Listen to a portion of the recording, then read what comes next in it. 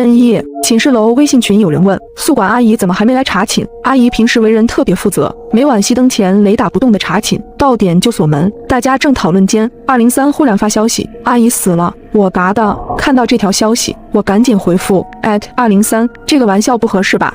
虽然宿管阿姨严厉了点，可这么咒别人，我觉得挺不好的。我发完，其他女生也跟着纷纷吐槽。502@203，大半夜的别吓人，我胆子小。501，就是啊，我回来的时候还看到他了。303，有病。我们这栋楼住的都是大4临近毕业的学生，虽然有5层，但实际上只有几间宿舍住了人。我找的实习单位离学校很近，便一直住校。在大家的一片指责后，我还是忍不住问了一句：@203，大半夜的你怎么开这种玩笑啊？是不是心情不好？难道是失恋了，或者毕业论文不顺利？我对203有点印象，她很漂亮，好像是艺术系的。我正想着，便见她又发了条消息：203，没开玩笑，真嘎了。说完，他在群里发了张照片，只见阿姨正坐在她的单人床上，她身上穿着的睡衣全是大片的血迹。最可怕的是宿管阿姨的脸，眼睛瞪得大大的，直勾勾地瞧着拍照的人。看完照片，我的心一下子提到了嗓子眼。203，他好端端的，为什么要嘎人呢？受到惊吓的不止我一个，一瞬间所有人都没再说话。过了一会儿，203又在群里发了条消息：嘻嘻，刚看完鬼片有点害怕，忍不住跟大家开个玩笑，吓唬一下你们，别介意呀。说完，他接着发了张照片出来，点开一看，是一部最近很火的恐怖片截图。我感觉有些无语，这种玩笑可不怎么好笑，尤其是现在都11点多了。不过没事就好。可是那张照片怎么解释呢？想了想，我在群里问了出来：刚刚你发的照片怎么回事？阿姨平时挺严肃，我不信她会配合203摆拍这种照片，就为了跟我们开个玩笑。你忘了去年万圣节吗？当时整个学校搞活动，宿管阿姨为了参与优秀宿舍楼评选也参加了，我是那时候拍的。她这么一说，我想起来了，去年万圣节的时候，在学生会的组织下，学校搞了一场很大的活动。那天我本来也想参加的，但刚好遇上闺蜜生日就出去了，便错过了。我松了口气，其他人也在群里表达自己的不满。502，你吓死我了，下次别开这种玩笑了。501，有毛病吧？自己害怕就来吓我们，有没有公德心？见没事后，我又接着开始玩游戏。刚打完一局王者荣耀，忽然有人私聊我，是一直没说话的201。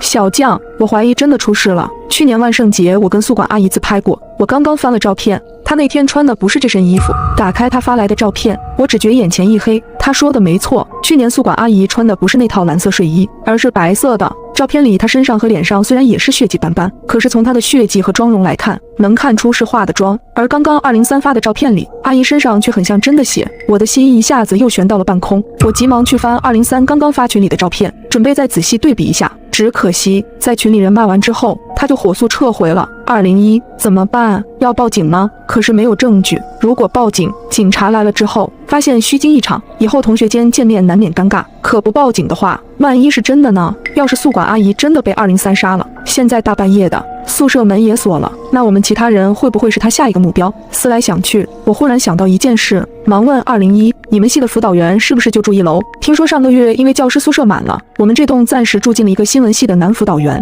学校为了不影响我们，男辅导员被安排在1楼，也不知道他现在有没有搬走。我一提醒，201也想起来了，我有他微信，我问问，他就住1楼，我让他去看一下。201说完，我忙补了一句，先等一会儿，万一203也在1楼呢？如果203一直在1楼没走，那辅导员现在过去也很危险。我跟201一起煎熬的等了一会，直到10分钟后，201再次发消息过来，203他应该在房间，我听到他房间里有短视频的声音，还有他们房门有点问题，平时开门声比较大，要是他刚刚去1楼，我应该听得见开门的声音。既然人在，说不定是我俩想多了，更何况谁嘎了人还说出来，又不是疯子。过了一会儿，201发了张照片过来，我一下子认出来这是阿姨的宿舍。她正躺在床上，盖着被子，头上还有块湿毛巾，脸上也没看到血迹。辅导员刚刚看过了，说阿姨没事，她发烧了，所以今天没上来。阿姨让辅导员等下帮她查个寝。原来是这样。201说完，又在大群里发了一遍，阿姨生病了，让我们系的辅导员帮忙查寝，她等下会上来，大家都回自己宿舍吧。这下应该没问题了，我也放心了。洗漱完正准备接着玩游戏，忽然门外就传来了敲门声。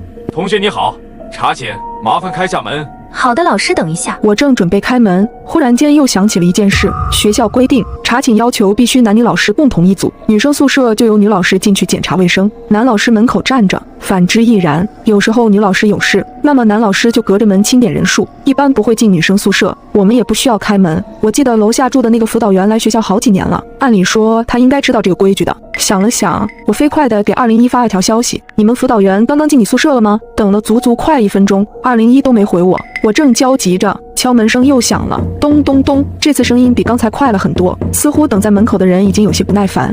402的同学，你睡了吗？麻烦开下门。我飞快地给201发了条消息：你们辅导员刚刚进你宿舍了吗？等了足足快1分钟，201都没回我。我跟他之前对接工作的时候，他几乎消息都是秒回，就算上课也不例外。可现在怎么过去这么久了都没动静？我正焦急着，敲门声又响了，咚咚咚。402的同学，麻烦开下门。开还是不开？我的大脑飞快转动着，想了想，终于找到了一个蹩脚的理由。老师，我在卫生间，脚抽筋了，现在动不了。为了不让他拆穿，我特意把声音压得很低，让他以为就是从卫生间传来的。只听他说道：好的，那我先去楼上，等会儿再下来。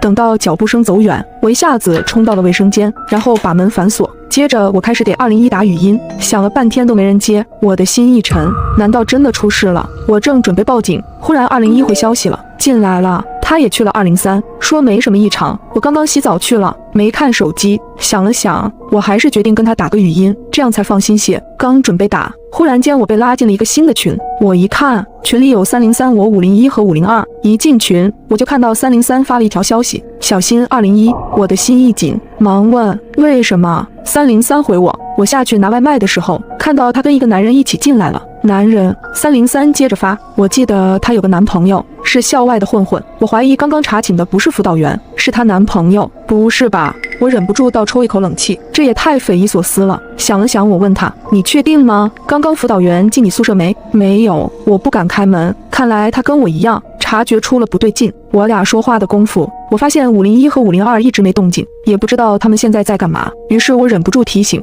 501、502，小心查寝的辅导员，不要给他开门。我话落，忽的楼上传来一阵惨叫声，不知是谁发出的，凄厉又急促。我的心一下子飞快跳动。501、502，你们还好吗？出什么事了？303，怎么了？402，你为什么这么问？看来他没有听到惨叫声。我正要接着说，501回话了，没事，我在看恐怖片。502跟我一起呢。502，对，我俩在一块儿。刚刚没看手机，辅导员已经查完寝下去了。502说完，在群里发了张照片。他拍的是501，只见501坐在凳子上，脸朝着笔记本方向。不对，怎么又是恐怖片？好端端的，今晚怎么个个都在看恐怖片？我正想着，303已经私聊我了，你刚刚怎么这么问？我忙回，我怀疑他们出事了。刚刚我听到了惨叫声。303，你赶紧来我这里，我们宿舍有2道锁，很安全。假如501和502真出事了，不管外头的辅导员是真是假，我现在都非常危险。这么看来，他宿舍是比我这里要安全点。我正焦虑间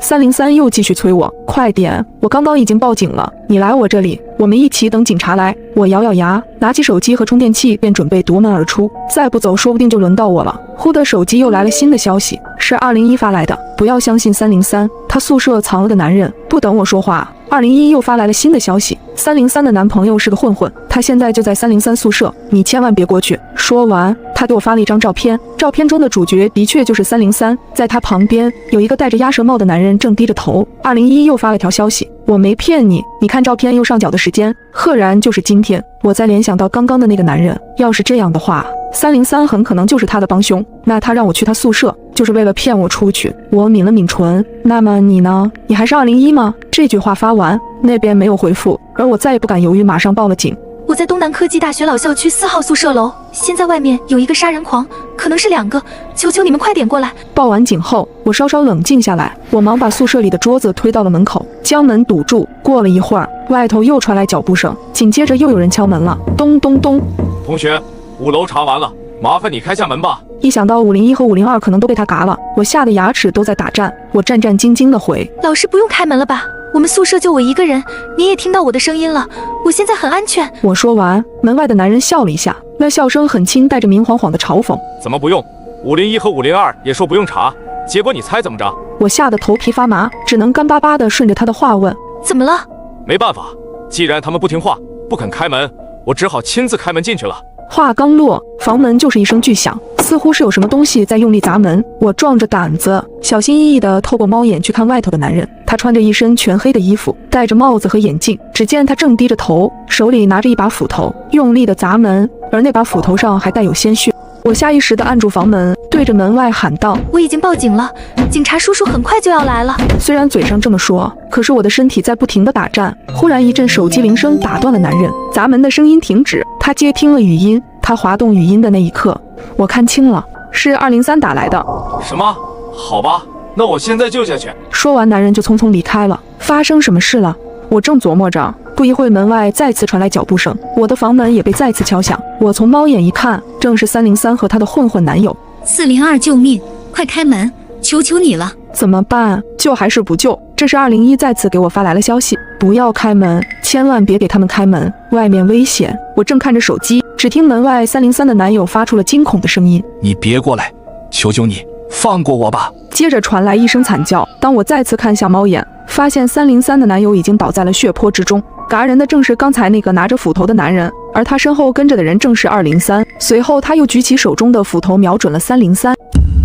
挤进早八的公交车，一阵奇怪的广播声突然响起：0号公交规则，禁止在车厢内大声喧哗，违者嘎。此时有个不讲理的老年人正在倚老卖老，怒斥一位年轻的小姑娘不给自己让座。赶紧给老子让开！没看到我是个行动不便的老头子吗？大爷，真的不好意思，我今天肚子实在不舒服。谁知那名老人反而再次提高了音量，恶狠狠地骂道：“废话少说，赶紧给我滚开！信不信老子抽你！”然而话音刚落，他的嘴巴瞬间就被一层厚厚的铁皮封住。老人双手使劲地往下抠，却怎么也抠不下来，结果下一秒就被活活憋死了。死人了！还没等我惊呼出声，一道道惨叫就已接踵而来。所有发出高音被尖叫的乘客也未能幸免，全都一个个被闷死倒在了地上。好在身旁的好友轻轻及时捂住了我的嘴巴，然后小声地对我说道：“嘘，不要大声喧哗。”然后下意识地掏出手机拨打了报警电话。可更加让人慌乱的是，拿出手机后，我们才发现所有人的设备都接收不到任何信号，仿佛和外界切断了联系。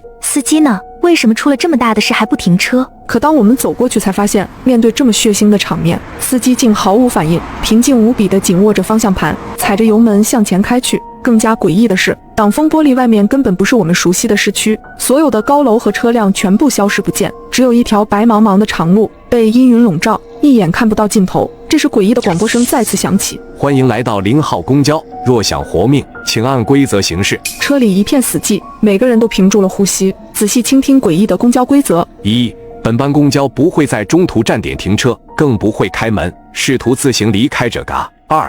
每到一个新站点，公交内将会出现一条新规则，请严格遵守。3. 规则与规则之间不会互相重复。4. 禁止以任何方式触碰或攻击司机，否则后果自负。5.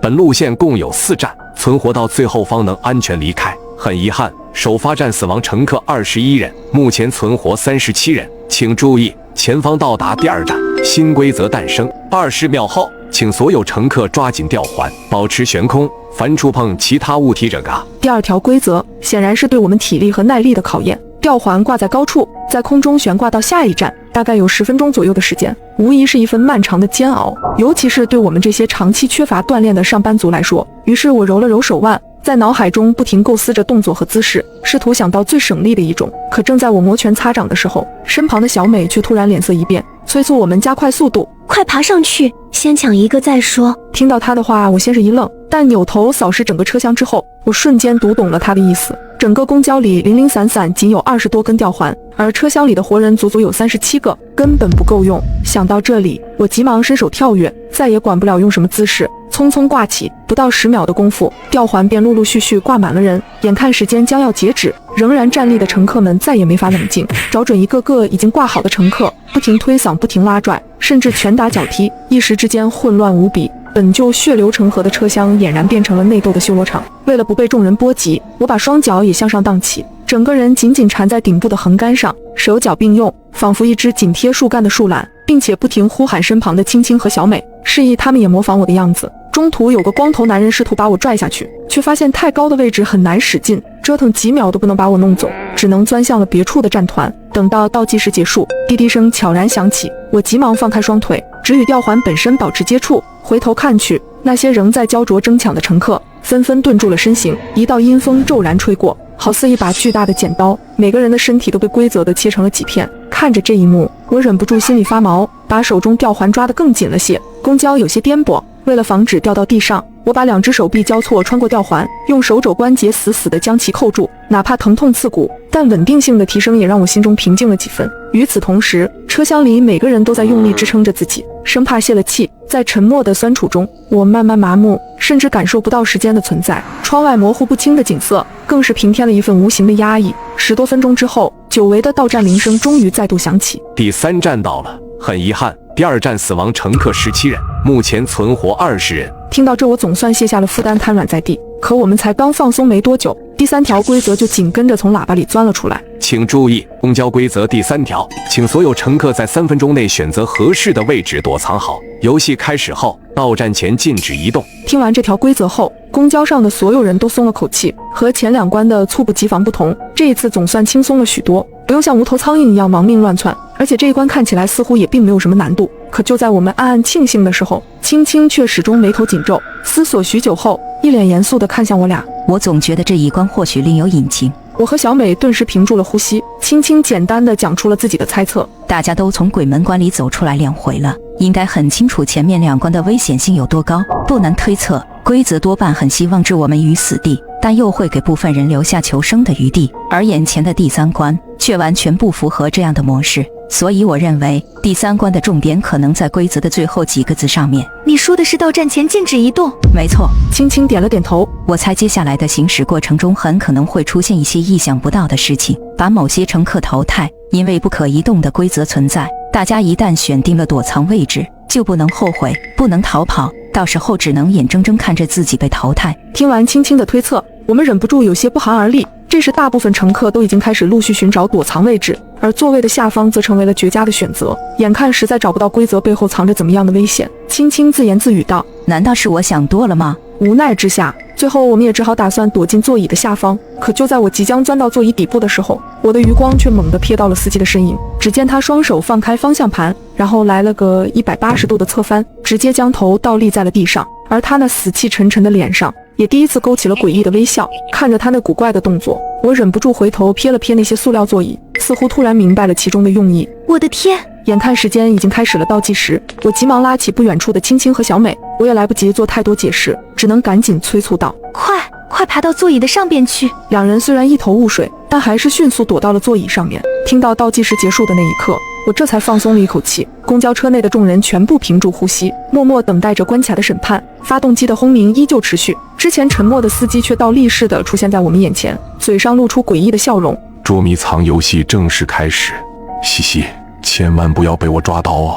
随后他就用头顶的地一点一点地匍匐向前。铁头功啊！嘘，别出声，不要动，你快看！只见司机跳向了离他最近的座椅，双眼正巧对上了座椅下年轻的小伙。西西，找到你了！那名小伙也是被眼前的一幕惊呆，发出了强烈的惊叫声。谁知下一秒，他就犹如石化一般，瞬间变成了石雕。直到这时，人们才终于明白，这看似简单的第3关，实则是人间炼狱。随后，司机继续向前，开始寻找下一名受害者。而那些选择躲在座椅下的乘客全都后悔莫及，除了眼睁睁等着自己被发现，根本没有任何办法，一个接一个地发出凄厉的惨叫。而有些人为了活命，竟然有了逃跑的打算，可他更是违反了禁止移动的规则，下一秒也直接变成了石雕。而我们所在的座椅上方却恰巧躲开了司机的视线，10分钟的时间悄然而至，我们成功地活了下来。第4站到了，很遗憾上一站死亡乘客13人，目前存活7人。听到这，我们3人这才松了一口气，一种劫后余生的复杂情绪油然而生。酱汁，这次多亏了你，否则我们的下场就……说到这，小美甚至痛哭了起来。没事了，小美，我也是到最后才发现了司机的端倪，挑战还没结束呢。是呀，小美，最后一关才是最关键的，我们3人一定要团结一致，打起12分的精神来。简单休息几10秒后，喇叭便迫不及待地再度响起，似乎不想给我们太多喘息的机会，开始宣布起新的规则。公交规则4，接下来的路段较为复杂，司机每半分钟将随机指定1名乘客，确认下一个路口的行驶方向，请选择向左还是向右，选择错误者当场死亡。若累计出现3次错误，司机会彻底失去方向，全车共同死亡，请谨慎回答。几道滋滋的电流声后，喇叭里彻底没了动静。这这时小美分析道，每2个站点之间行驶时间足足有10分钟，所以整个第4关里，司机将对我们进行差不多20次提问，而我们7个人最多只允许猜错2次，这个难度几乎比登天还难。青青站在我的身旁，忍不住叹了口气。从概率学的角度讲，我们几乎不可能活到下一关了。还没等我们的心情完全平复下来，司机已经发起了第1轮提问。下一个路口即将抵达，请乘客张扬在20秒内做出选择。此话一出，人群中一个留着长发的少年猛地一震，很显然他就是被喊到的张扬。被选中之后，他急忙趴到窗户上面，试图看到一些外面的信息，却只能看到茫茫一片，没有任何足以分辨方向的信息和标志。你还有最后5秒，选左还是选右？司机的催促仿佛索命的咒语。张扬犹豫片刻，最后一咬牙，只能随便蒙了一个答案：选左吧。司机闻言猛打方向盘，扭向了左边，喇叭滋滋作响。选择错误，目前累计错误次数为1。话音刚落，一只巨大的手臂从左侧车窗外猛地伸了进来，一把捏住慌乱的张扬，狠狠攥紧了拳头。在摊开手时，里面的人影已经轰然裂开，而司机才刚刚在平稳的直线上行驶了10秒钟，就又一次开了口：下一个路口即将抵达，请乘客林梦在20秒内做出选择。此话一出，离我们最近的那位乘客顿时大惊失色。在司机惯例的催促中，林梦只能选择了和张扬相反的右边。喇叭声再度响起，选择错误，目前累计错误次数为2。巨大的手臂再次出现，从右侧车窗猛地握住了林梦的身躯，这一次把她活生生拽到了窗外。公交里越发沉闷，接下来一次都不能错，否则5个人都将埋葬于此。紧张的空气里，司机开始了第3轮提问。下一个路口即将抵达，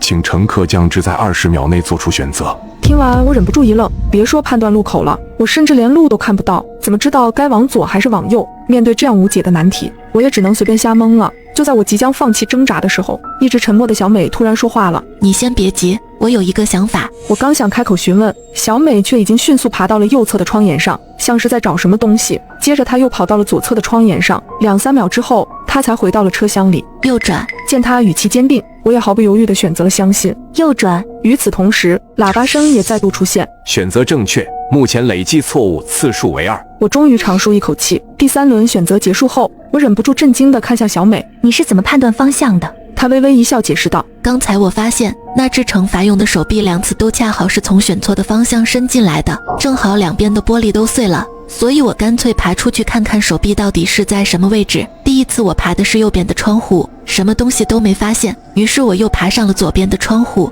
果然在我的头探到车顶后，看到了一只模糊的手掌虚影，因此我猜左边多半就是错误的答案，所以我让你选择右转。我们一边说着，司机也一边宣布了第4轮的人选。这次轮到青青选择方向，小美再度从左侧车窗翻出去，灵巧地观察车外的情况。而凭借小美的神级发挥，我们后面所有的选择都稳稳当当，全部正确。10分钟之后，公交车顺利到站。最后一站到了，很遗憾，上一站死亡乘客2人，目前存活5人。就在我们庆幸通关成功，以为可以逃出升天时，刺耳的喇叭声再次响起。恭喜各位顺利过关，接下来车厢会被一分为2，变成2条通向正常世界的道路，只要顺利通过就可以重返你们的世界。你们有5分钟的时间，请谨慎选择。听完喇叭里的话，我不禁有些纳闷，这是什么意思？怎么还有附加规则？这是一道刺眼的白光骤然出现，大概几秒之后才能勉强看清眼前的场景。刚才还满是座椅碎片和残躯的公交车厢，此时竟真的变成了一左一右2条狭窄的走廊。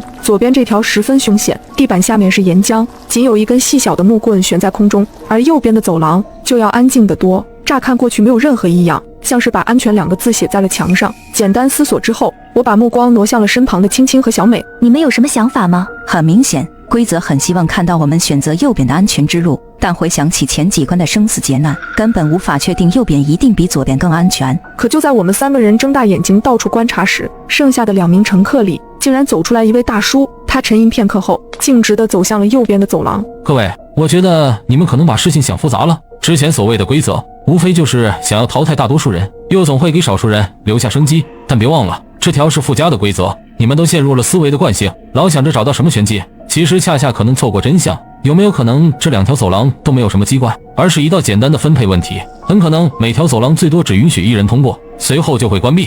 听完大叔的分析，我们3人全部陷入了短暂的沉默。各位，名额有限，我就不等大家先走一步了。可他刚走出2步，无数条刀刃突然冒出，仅是3、4秒的功夫，那位大叔就变成了肉泥。右边的走廊居然隐藏了刀刃，不知不觉间，大家的神情都变得紧张起来。然而此时，另外一名幸存的光头男却显得异常开心。大叔用生命的代价替我们摸清了右边的走廊，看样子现在只有左边的走廊才是安全的。如果这条走廊真的只允许1人通过，那么就是我了，拜拜了各位。说完，他就大步地跑了过去。然而谁也没想到，光头男刚踏出2、3步的距离，他就在一声惨烈的哀嚎中变成了片片血花。原来根本不存在什么生物，2条都是必死之路。面对死局一样的困境，我忍不住长叹一口气，一股前所未有的沮丧感涌上心头。好不容易才通过了前几关的挑战，难道说终究还是要死在这里吗？可就在这时，青青说话了。我好像发现了一个规律。青青的话瞬间把我们的求生欲又重新勾了起来。什么规律？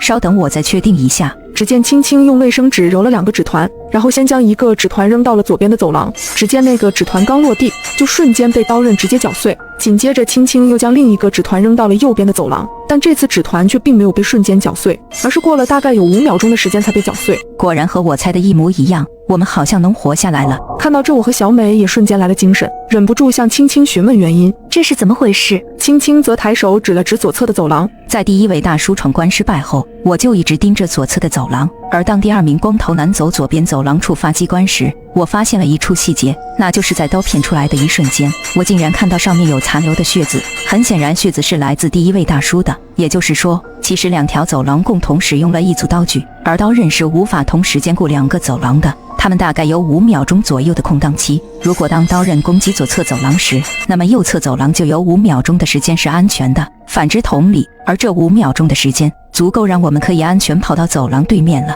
听完青青的话，我和小美恍然大悟，眼看时间只剩下最后1分钟，青青立刻脱掉身上的外套，将其扔到了左侧的走廊上，衣服在落地的一瞬间直接被刀刃搅碎，而我们则利用这个5秒钟的空隙，疯狂地向对面跑去。虽然过程十分狼狈，但我们3人好歹存活了下来。此时，熟悉的喇叭声再次响起，恭喜你们成功完成了所有考验，现在你们自由了。大概过了几秒钟后，喇叭里传来了一道和之前完全不同的播报声，像是电台的主持人。突然接到一则快讯，今天早上8点30分，一辆公交车突然发生剧烈爆炸，车上共有58名乘客，现已确定有55名乘客抢救无效死亡，而剩余3名乘客仍在抢救中。这时，一道耀眼的光芒出现，再次睁开眼，我发现我正躺在医院的手术台上。很显然，我们3人成功回到了正常世界。